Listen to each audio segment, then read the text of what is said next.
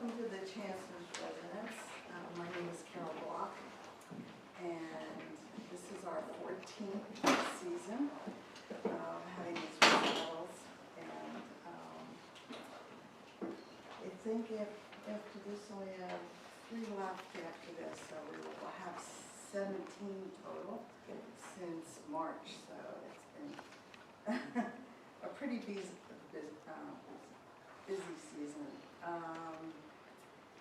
So after the recital, we'll have a reception outside. Hopefully you'll be able to join us. And be sure your cell phones are turned off. Please check them. We don't have any extraneous eating. Appreciate it. And hope you enjoy it.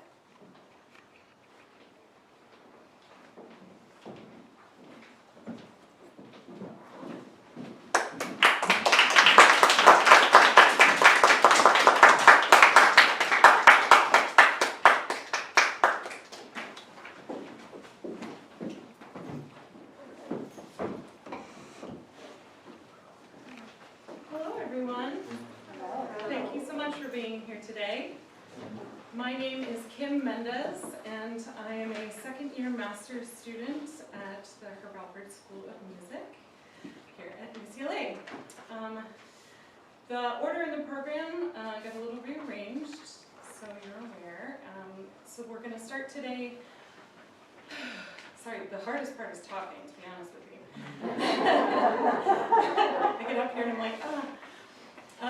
So today I'm going to start with Richard Strauss's Fialida, Opus 27. It's a set of 4 art songs. The first one is called Ruhe meine Seele, or Rest My Soul. And it is a reminder that even through the storm, you can find peace. Next will be Heimliche Aufforderung, which is the secret meeting. And it describes lovers going to a party and finding a way to meet secretly. Then there will be Morgen, which is probably one of Strauss's most famous art songs. And it will describe a tranquil moment of pure love.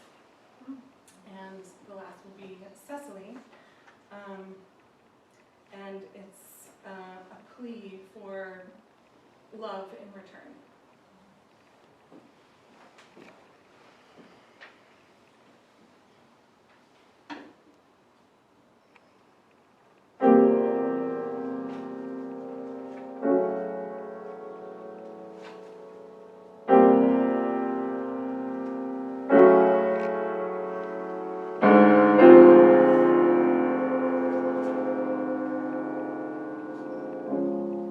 Nicht ein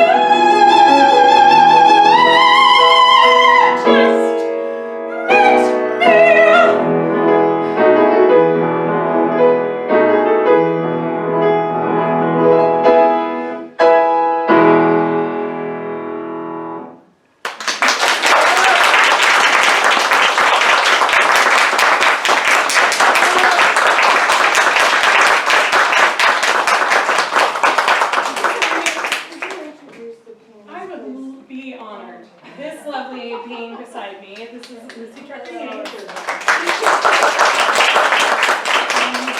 She is one of my favorite people to collaborate with, so keep an eye out for her.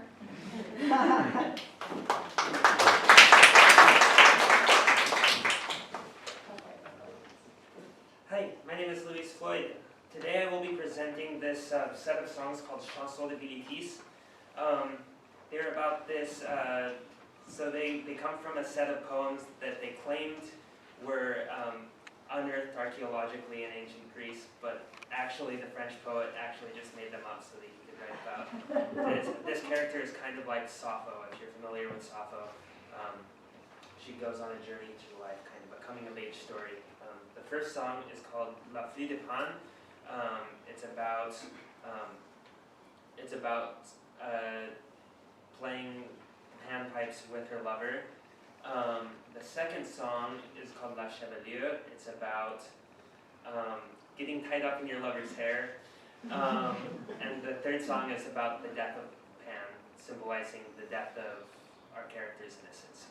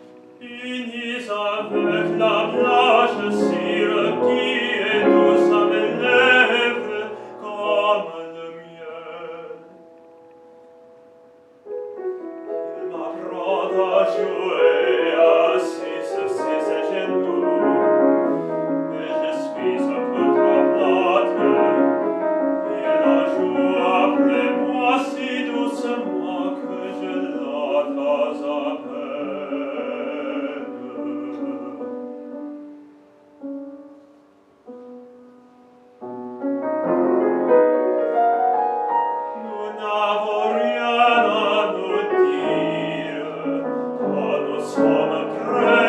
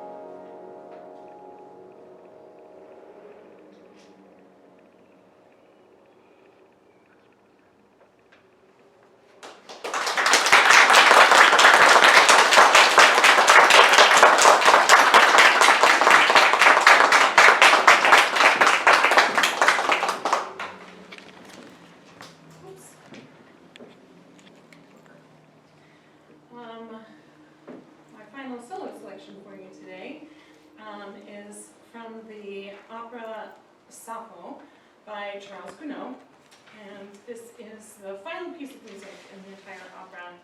It is after all of the action in which ultimately Sappho has been labeled a traitor, and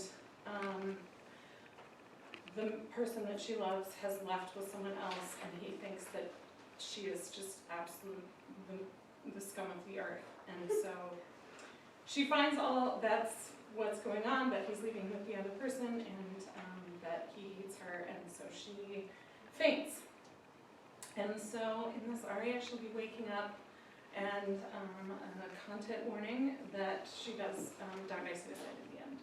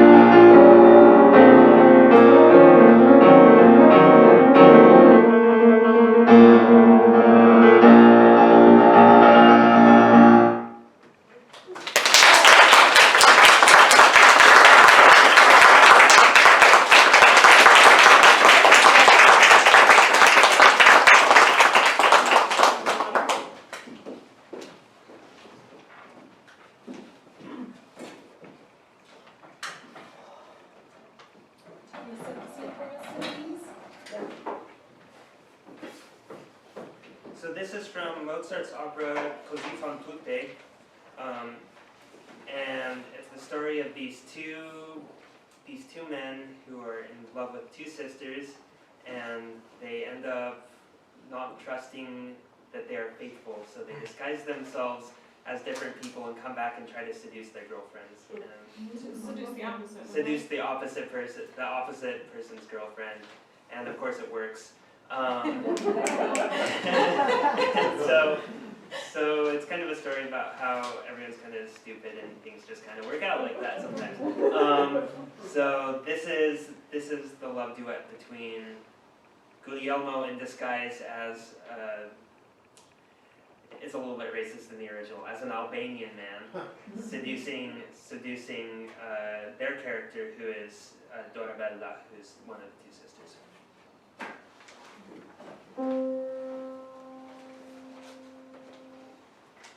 Il cuore mi dono, bell'idolo mio, ma il vostro anch'io vi andatelo a me. Mettatelo prendo, ma io mio non mi rendo.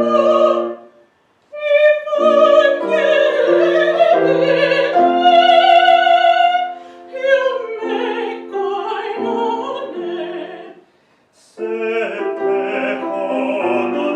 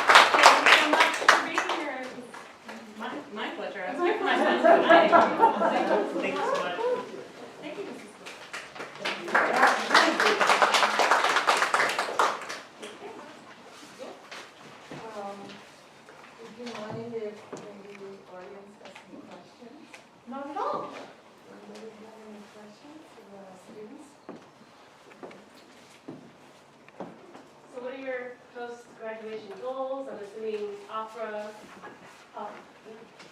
Yeah, this one's got offered a few roles over the summer, so she's going to be busy.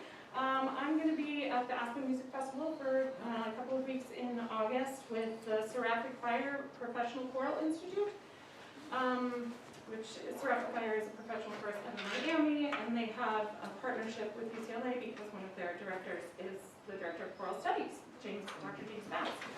And so I've been a part of their ensemble artist program this last year and sung with Seraphic Fire in Miami a couple of times. So that's my immediate plan. Do you have other plans? Yeah, just running the audition circuit, I guess. Yeah, I'm singing Olga in Eugene Onegin, which is normally performed by a contralto, but they've decided to give me a chance to sing it as a baritone.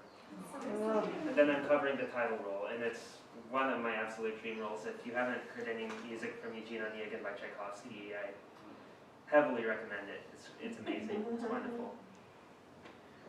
We are both also about to have our final master's recital, because we're graduating this quarter. Louise will be this Friday, the 20th at noon. In where are you, in Lonnie? Lonnie. Okay, in Lonnie Hall.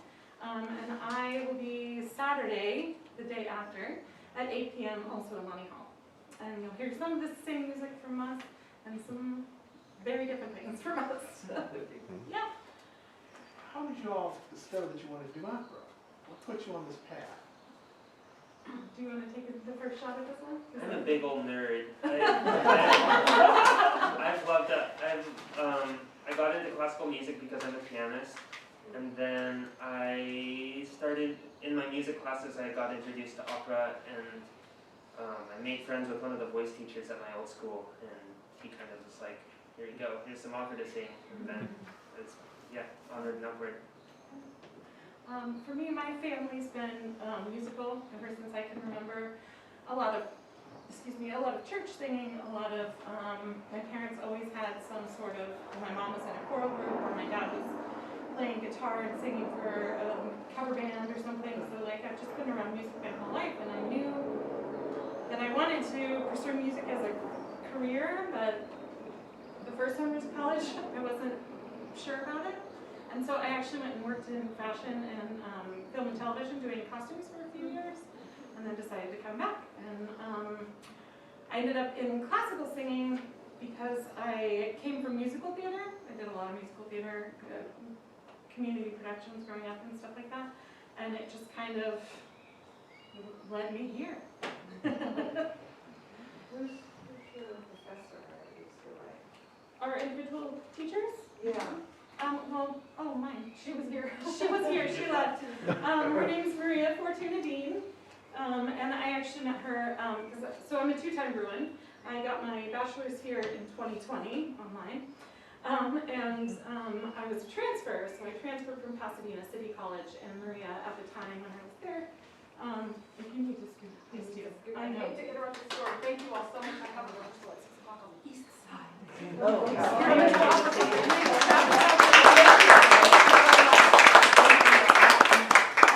I'll see them this week. Where was I in my story? Burning.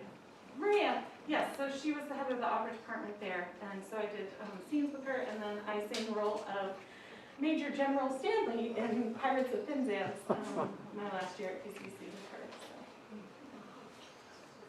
It was a blast. I studied with Vladimir Chernoff, who's been one of my personal opera heroes for a really long time, and so he's pretty much my draw to UCLA. I'm like, oh my god, my favorite baritone is actually a teacher, and I can go study with him. I heard him sing Eugene Onegin at LA Opera. Yep, A few years ago. yeah. Lovely. Yeah. Amazing voice. He's still got it. He's still got it. Any other questions? Yeah. Have you ever performed the old American songs of Copeland? I've seen a couple. I have done his Emily Dickinson cycle. Interesting. Yeah, it's fantastic. It's one of my favorite pieces of music. Anything based on Emily Dickinson poems, they're set by a bunch of amazing. My favorite is Tom Chipulo. Oh, I don't know this.